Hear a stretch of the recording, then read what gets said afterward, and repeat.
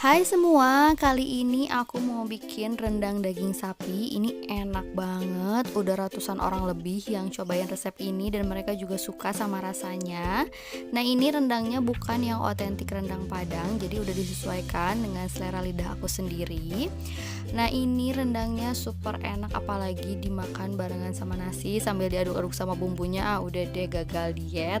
Kalau kalian pengen tahu gimana cara bikinnya dan apa aja bahannya, ikutin terus videonya sampai selesai.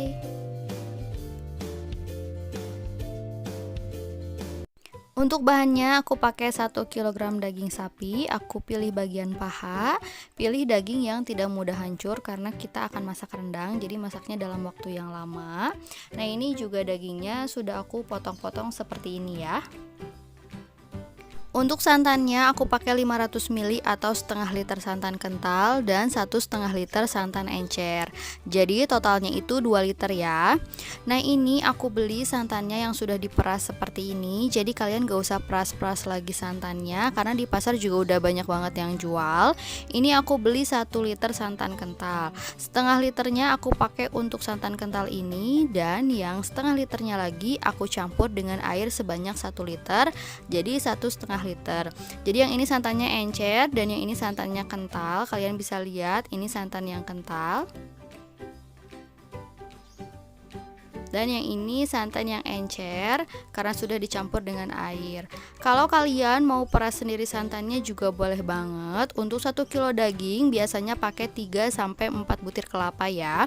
Untuk perasan pertama kalian bikin setengah liter untuk santan kentalnya, dan perasan kedua kalian bikin 1,5 liter santan encer. Tapi kalau kalian pengen praktis mending beli aja yang udah diperas seperti ini ya. Bumbunya aku pakai 10 siung bawang merah, 5 siung bawang putih, jahe sekitar 10 gram, lalu 1 sendok teh ketumbar, setengah butir pala atau sekitar 2 gram. Lalu aku pakai 100 gram cabai merah besar, 100 gram cabai keriting merah. Lalu aku pakai 1 lembar daun kunyit. Nah, daun kunyit itu seperti ini. Biasanya dijual di tempat salam sereh, biasanya juga suka ada daun kunyit seperti ini ya. Lalu aku pakai 5 lembar daun jeruk, 3 lembar daun salam, 2 batang serai yang sudah digeprek, lengkuas. Lalu aku pakai 1,5 sendok teh garam, 2 sendok teh kaldu sapi bubuk, dan juga 15 gram gula merah. Dan jangan lupa juga pakai 1 saset bumbu rendang instan karena di sini aku nggak pakai kayu manis, bunga lawang seperti itu. Jadi bumbu instan ini sangat membantu rasanya jadi lebih enak. Sekarang aku haluskan dulu bumbunya: bawang merah, bawang putih, jahe, ketumbar, pala. Nah, ini palanya aku potong-potong dulu biar nggak terlalu besar. Masukkan juga cabai merah besarnya.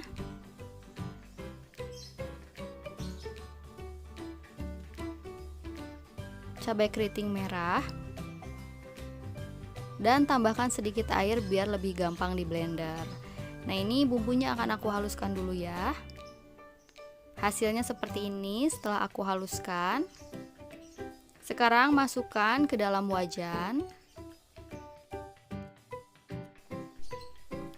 Tambahkan daun salam, serai, lengkuas, daun jeruk. Daun jeruknya disobek-sobek dulu seperti ini biar harum. Masukkan juga daun kunyit dan masukkan daging sapinya.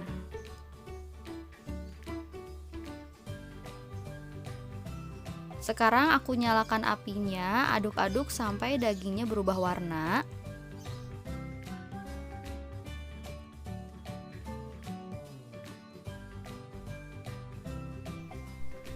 Kalau dagingnya udah berubah warna seperti ini, sekarang aku masukkan santan encernya.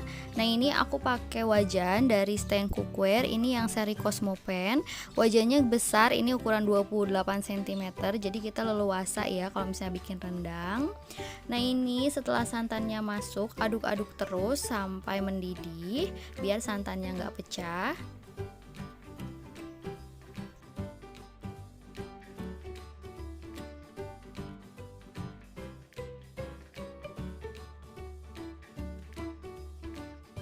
Sekarang aku akan masukkan bumbu instan rendang.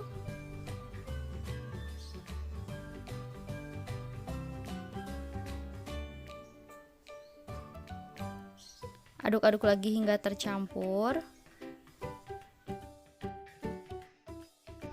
Kalau udah mendidih seperti ini, kita boleh berhenti mengaduk. Kita masak rendangnya menggunakan api kecil sampai santannya menyusut, sambil sesekali kita aduk ya.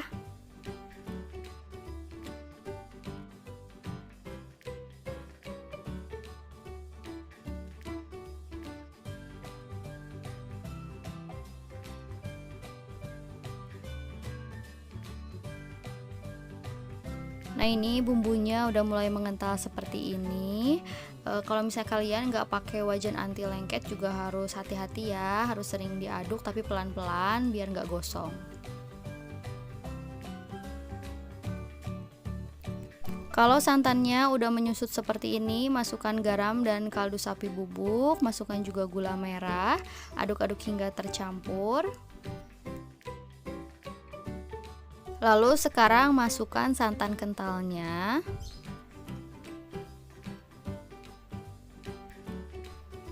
Kita aduk-aduk lagi sampai santannya mendidih ya, biar santannya nggak pecah.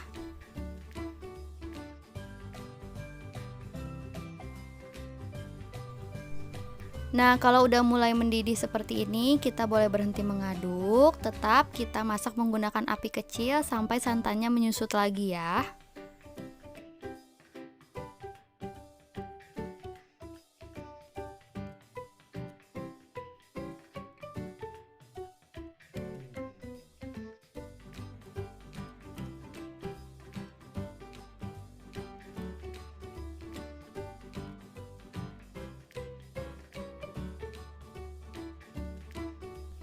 Nah, ini udah cukup untuk aku karena aku sukanya rendang yang seperti ini. Tapi kalau kalian pengen rendang yang lebih hitam atau lebih kering, kalian masak terus aja lebih lama. Ini aku masak sekitar 4,5 jam lebih dan hasilnya seperti ini. Udah cukup untuk aku dan siap buat kita sajikan. Nah, ini dia rendang daging sapinya udah jadi. Ini rasanya enak banget, pedasnya pas, dagingnya juga empuk. Semoga video ini bermanfaat, semoga kalian suka sama videonya. Jangan lupa like dan subscribe juga buat kalian yang belum subscribe. Makasih.